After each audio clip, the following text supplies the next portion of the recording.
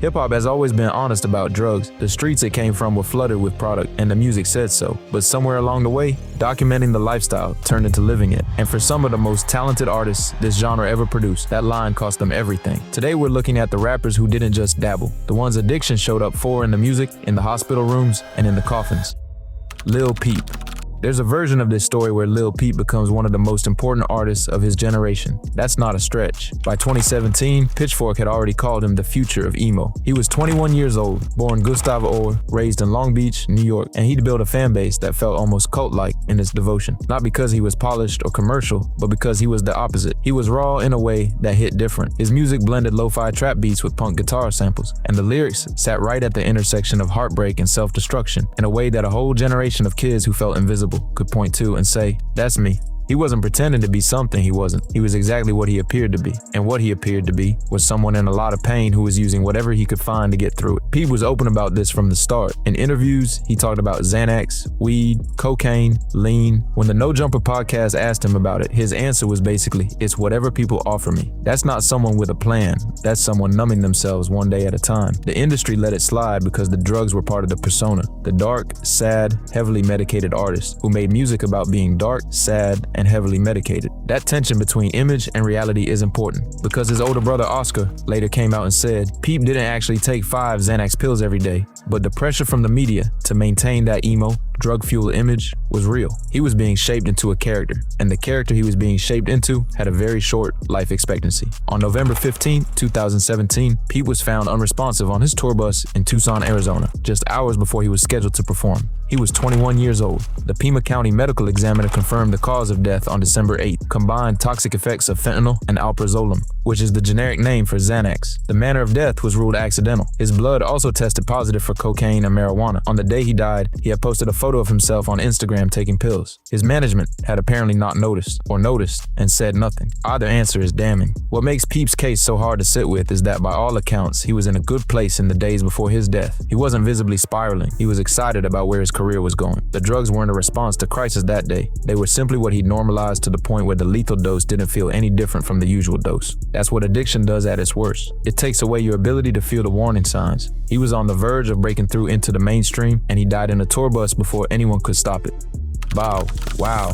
People forget this one because Bow Wow managed to pull himself back before it got terminal. But for a stretch in the mid-2000s, the kid who had been one of the biggest young stars in hip-hop was quietly dissolving in a styrofoam cup. Shad Gregory Moss had a career arc that almost nobody else can claim. He was rapping professionally as a child, signed by Snoop Dogg. Dropped his first album at 13. By the time he was a teenager, he had gold records, a film career, a loyal fan base. He was Bow Wow. That name meant something. And then he hit the road, hit the studio, started running in circles where Lane was everywhere, and started drinking it like it was nothing. In a 2024 interview with The Art of Dialogue, Bow Wow described his lean use during the Face Off album sessions with Omarion in detail. He said he was sipping constantly. He said if you go back and watch the Road to Platinum BET documentary from that era, you'll see nothing but white styrofoam cups and bottles of Hawaiian Punch everywhere. He described becoming irritable, foggy, wired in a way that felt like being unraveled from the inside. He didn't identify it as addiction because, as he put it, he doesn't have an addictive personality, which is exactly the kind of thing someone with an active addiction says. The crisis point came when he collapsed. Opening night of a joint tour with Chris Brown, first show in Cincinnati, Bow Wow got off stage and dropped. He was taken straight to Cincinnati University Hospital. His stomach was destroyed. He had to pull out of the entire tour.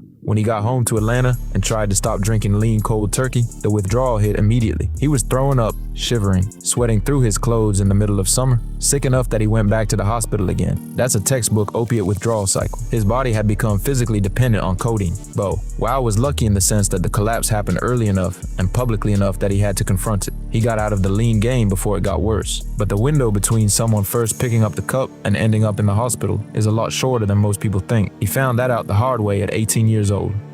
Pimp C.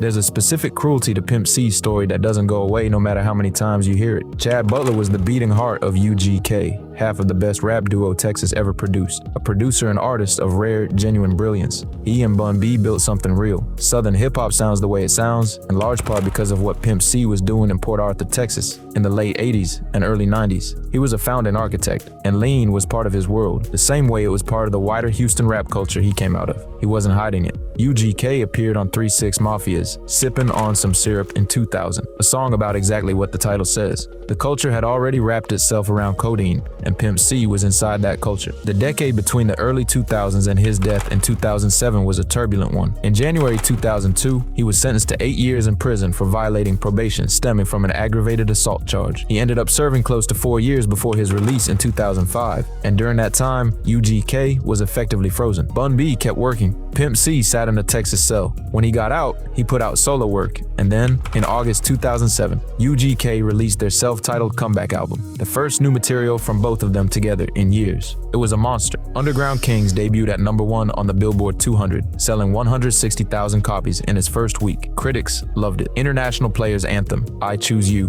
featuring Outkast, was generating serious Grammy buzz, which eventually became a Grammy nomination posthumously. It felt like a full comeback. It felt like the redemption arc. Pimp C was found unresponsive in his room at the Mondrian Hotel on Sunset Strip in West Hollywood on December 4th, 2007. His wife Chinara had asked hotel staff to do a courtesy check on him. He was 33 years old. The Los Angeles County coroner ruled his death accidental. Cause was the combined effects of codeine and promethazine, which is the 2-ingredient formula that makes lean. But there was a compounding factor. Pimp C also suffered from sleep apnea, a condition that causes the airways to close during sleep. The codeine suppressed his respiratory system. The sleep apnea closed off his airway. Together, they killed him. His death wasn't a massive overdose situation in the conventional sense. The coroner noted his codeine levels were elevated but not extreme. The drug didn't have to be at a wild level to be fatal when it was interacting with a pre-existing condition that nobody had taken seriously enough to protect him from. He'd made it back to the top of the charts and was dead 4 months later.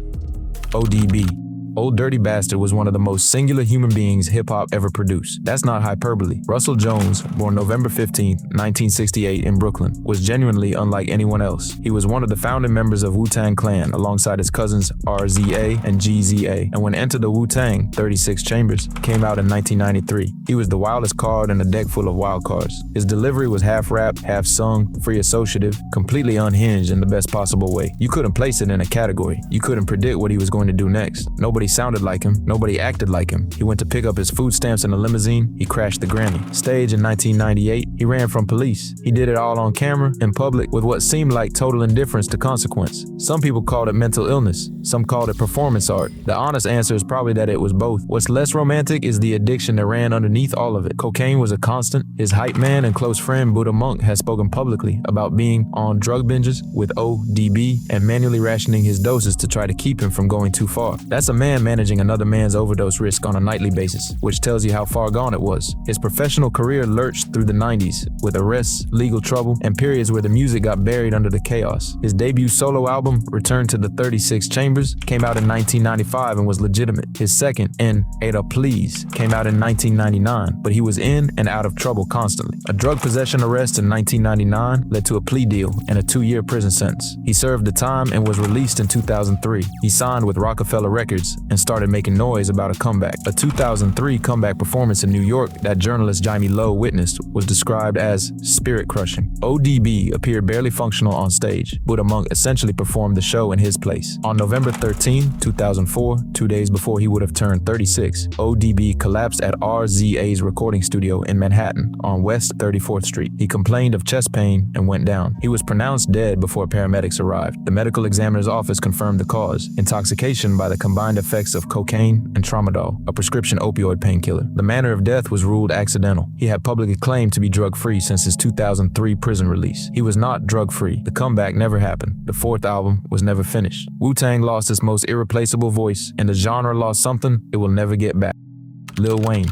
Lil Wayne's relationship with lean is one of the most documented, most analyzed, and most misunderstood drug stories in hip-hop history. Part of the reason it's misunderstood is that Wayne himself spent years downplaying it, blaming stress, blaming his epilepsy diagnosis, keeping the conversation around his health vague enough that the full picture took years to fully surface. Let's back up for a second, because you need to understand what Wayne was at his peak to understand what the lean was quietly eating away at. Dwayne Michael Carter Jr. from New Orleans dropped Thought Carter III in June 2008, and it sold over 1 million copies copies in his first week. Over 1 million copies. That number is staggering even by the standards of the era. He had been putting out mixtapes at a pace that other rappers couldn't match, and his lyrical quality on those projects was widely regarded as some of the best rap being made by anyone alive. People called him the best rapper in the world, and they weren't saying it as a compliment. They were saying it as a statement of fact. Lean was already in his life before any of that. Wayne has talked about drinking the syrup for years before he became a household name, and for a long time, he was one of those artists where the drug use seemed to coexist with the work. The output was too good, too consistent for people to believe it was doing damage. Then the seizures started. The first major public health scare came in February 2013. Wayne was hospitalized at Cedars-Sinai in Los Angeles after suffering multiple seizures. Reports surfaced that doctors found high amounts of codeine in his system and that the seizures were linked to his lean consumption. Wayne pushed back. He told a Los Angeles radio station that the reason was just plain stress, no rest, overworking myself, and that he'd had seizures many times before that nobody knew about. He said he was epileptic. In a September 2013 interview with Katie Couric, he acknowledged stopping drinking lean in the way he had been drinking it, but admitted he was still taking pain pills containing codeine. His own description of the withdrawal was that stopping the drug cold felt like death in your stomach. That's not a line from a rap song.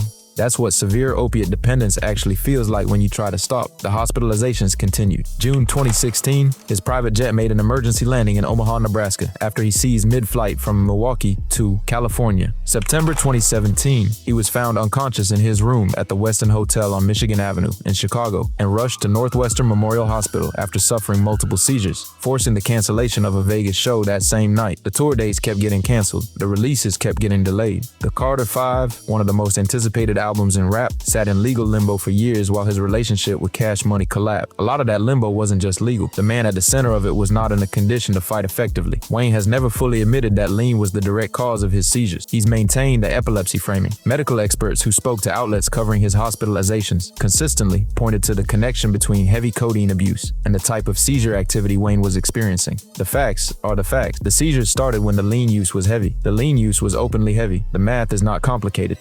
Eminem. You could argue Eminem is the most extreme prescription drug story in rap history, not because of the tragedy of how it ended, because unlike most of the stories in this video, his addiction didn't kill him, but because of how deep it went, how fast, and how openly he has described it since getting sober. Marshall Mathers was already one of the most famous people on the planet by the early 2000s. The Marshall Mathers LP from 2000 sold nearly 2 million copies in its first week in the United States, the fastest selling solo rap album in history at that point. The Eminem show in 2002 was equally massive. He was performing at a level almost no artist in any genre was matching, and underneath all of it, the pills were building. It started with sleep. He needed something to come down after shows. Vicodin, then Valium, then Ambien. Legitimate prescriptions at first, then increasingly unmanageable amounts. He's described taking up to 60 Valium and 30 Vicodin per day at the worst of it. He tried to explain it to himself as something different from real addiction because he wasn't shooting heroin or snorting cocaine. He said in a 2022 XXL piece that he had 10 drug dealers working to supply him at one time, that he was taking 75 to 80 Valiums in a single night, and that he genuinely does not know how he survived that period. The pills cause massive weight gain because the coating on Vicodin and Valium destroys the stomach lining, and he was constantly eating to manage the pain. He ballooned to 230 pounds. The death of his best friend, Deshaun Proof Holton, in April 2006, shot and killed at a Detroit club, sent Eminem's drug use into a completely different category. By his own account, his addiction went through the roof after that. He's described spending days at a time just taking pills and crying. A first stint in rehab in 2005 had not held. The grief over Proof made the second attempt impossible to even consider. In December 2007, Eminem collapsed in his bathroom at home after consuming methadone. He hadn't known what it was. A friend had given it to him. He woke up with tubes in him and no memory of how he got to the hospital. His doctor told him that the amount of methadone in his system was equivalent to shooting 4 bags of heroin, and that if he had gotten to the hospital 2 more hours later, he would have been dead. His organs were shutting down. His liver and kidneys were failing. Within a month of that incident, he relapsed again. He's described walking around his house every day in that period thinking he was going to die, looking at his kids and knowing he needed to be alive for them. He checked into rehab in 2008 and has maintained sobriety since. His creative output during the worst of the addiction years reflected the damage. Encore in 2004 was widely considered a step back from his earlier work. His own assessment of why is blunt. He wasn't there. The pills made it impossible to function at the level he'd been functioning at, and the output suffered in ways that everyone noticed even if they didn't know the cause. The Recovery album, literally titled Recovery, came out in 2010, and getting back to the level he'd been at before the addiction peaked required him to relearn how to rap. He said in interviews that when the pills were out of his system, everything felt new and strange, and he had to rebuild his process from scratch. That's not a metaphor. That's what years of heavy narcotic use does to a human brain. Mac Miller.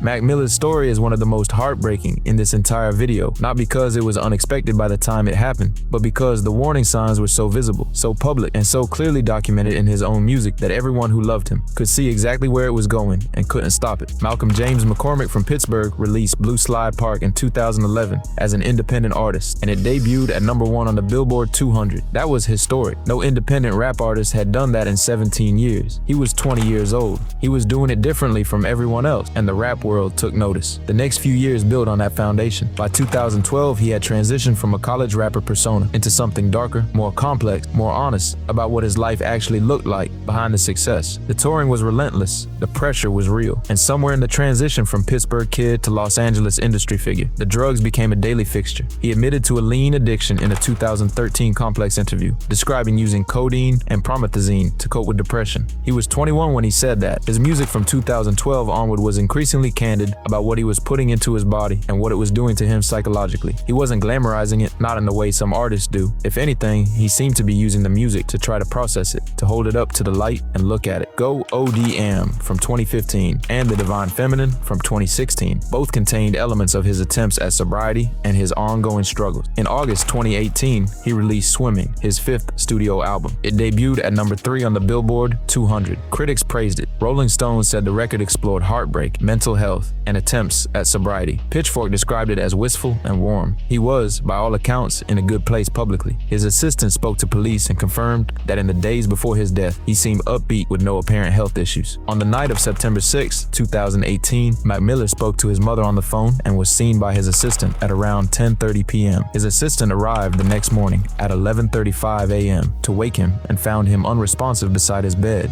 in what was described as a praying position. A rolled up $20 bill with white residue was found in his pocket. Small bags of white powder were found nearby. Paramedics pronounced him dead at the scene. He was 26 years old. The Los Angeles County Medical Examiner confirmed the cause of death on November 5, 2018. Mixed drug toxicity, fentanyl, cocaine, and alcohol. A federal investigation eventually led to the arrest and conviction of 3 men involved in supplying the drugs. Cameron Pettit, the dealer who made the direct delivery, was convicted along with Stephen Walter, the supplier higher up the chain. Walter was sentenced to 17.5 years in prison. The pills Mac Miller received were counterfeit oxycodone, pressed with fentanyl. According to prosecutors, he did not know they contained fentanyl. He thought he was taking Percocet. He had slipped from sobriety in the days prior, per witness statements, something that had happened periodically throughout his ongoing battle with addiction. That slip cost him his life. The fentanyl crisis killed Mac Miller the same way it was killing hundreds of thousands of other people across the country during that period. He wasn't a cautionary tale about recklessness. He was a cautionary tale about what happens when a highly addictive pharmaceutical gets cut with a synthetic opioid that 50 times stronger than heroin, and the person taking it has no idea.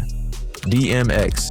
DMX's addiction didn't come out of success. It came before success, ran alongside it, outlasted it, and ultimately ended it. That's what makes his story different from almost everyone else in this video. He wasn't a star who found drugs, he was an addict who found stardom. The crack got there first, and it never let go. Earl Simmons grew up in Yonkers, New York, in circumstances that were difficult from birth. His father left before he was old enough to understand why. His mother, still a teenager herself when he was born, struggled. He was in and out of group homes and youth detention facilities by his early teens.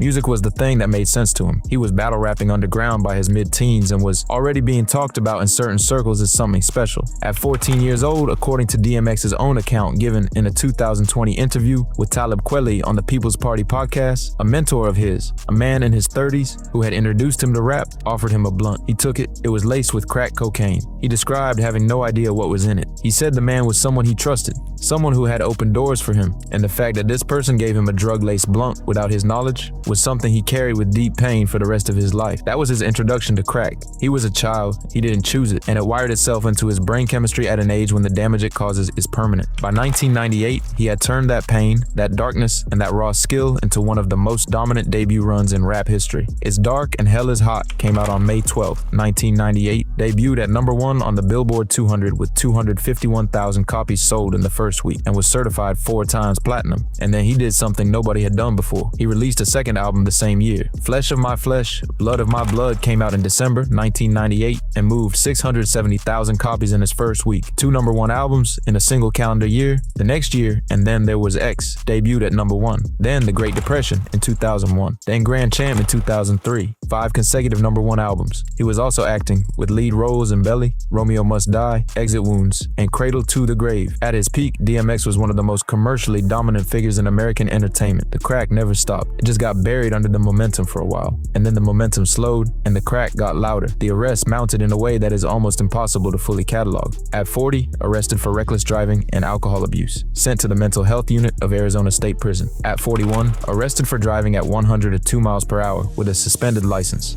At 43, arrested 5 separate times in a single year for driving without a license, driving under the influence, marijuana possession, improper lane change, and having an uninsured vehicle. At 45, arrested for robbery and owing child support. At 47, charged with 14 federal counts of tax fraud for failing to file income tax returns from 2010 to 2015. At 48, arrested for leaving a drug treatment program for his cocaine and oxycodone addiction. The rehab cycles were real, but they weren't sticking. He checked in 2002. In 2017, he publicly canceled upcoming concerts, specifically to return to rehab. In 2019, he checked in again. Each time there was hope. Each time the cycle resumed. In 2016, he was found unconscious in a Ramada Inn parking lot in Yonkers, not breathing when medics arrived. He was revived. He survived that one. He survived a lot of near misses that most people never heard about. On April 2nd, 2021, DMX suffered a heart attack at his home in Yonkers. He was placed on life support. He never regained consciousness. On April 9th, 2021, he was taken off life support and died. He was 50 years old. The Westchester County Medical Examiner ruled the cause of death accidental, acute cocaine intoxication, leading to cardiac arrest. A drug that had been introduced into his body without his knowledge when he was 14 years old took his life at 50.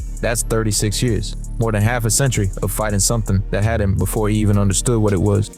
Juice WRLD. Juice WRLD was 21 years old when he died. He had been a professional recording artist for 2 years. In those 2 years, he had accumulated 1 billion streams on a single song, won Best New Artist at the 2019 Billboard Music Awards, signed a deal with Interscope for millions of dollars, released 2 albums, both of which debuted in the top 10 on the Billboard 200, and become one of the most distinctive voices in a generation of rap that was already redefining what the genre could sound like. Jared Anthony Higgins grew up in Homewood, Illinois, a south suburb of Chicago. He graduated from Homewood Flossmoor High School in 2017 and almost immediately started gaining traction on SoundCloud. His 2018 debut, Goodbye and Good Riddance, reached number 6 on the Billboard 200 by its 3rd week. Death Race for Love, his second album, debuted at number 1 in March 2019. His single, Lucid Dreams, had been streamed over 1 billion times. At 21, he had done more than most artists do in a full career. The drug use was central to his persona in a way that was both artistically honest and commercially devastating. He rapped about opioids constantly. He rapped about addiction constantly. In a 2018 Billboard interview, he described his relationship with lean as a horrible habit and compared it to cigarettes in terms of how normalized it had become in his world. In July 2019, a few months before his death, he tweeted directly at his girlfriend, "Bae, I'm sorry I be tweaking. You've put up with more than people know. I know I be scaring you. Forget codeine, I'm done." He also tweeted, "Addiction kills all but you can overcome." The intention was there, but intention and the physical reality of opioid dependency are 2 very different things. On December 8th, 2019, 6 days after his 21st birthday, Juice WRLD's private plane landed at Chicago Midway International Airport after a flight from Los Angeles.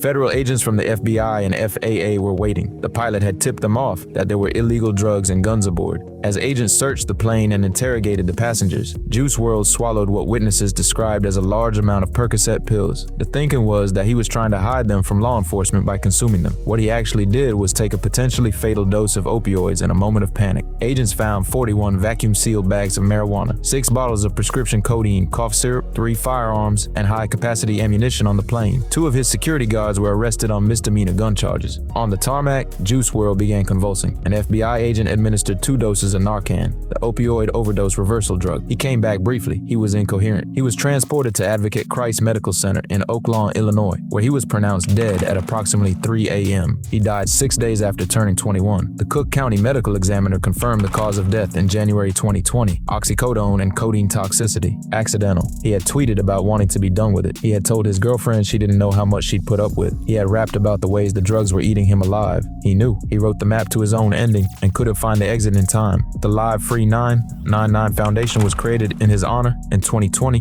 to support youth struggling with mental illness and addiction. He had just turned 21. Every one of these stories followed a version of the same script: talent, momentum, access, normalization. Then the drugs stopped being part of the lifestyle and started being the whole lifestyle. Hip-hop didn't create addiction, but for too long the culture made it look like part of the job description, something you were supposed to romanticize on the record and then somehow survive in real life. The artists who made it out did so through luck, support, and a level of willpower that most of us will never have to find. The ones who didn't make it made music that's still being listened to right now. And that's the part that never stops being hard to reckon with. And if you enjoyed this one, you'll definitely want to check out these videos on your screen next. Have a good one.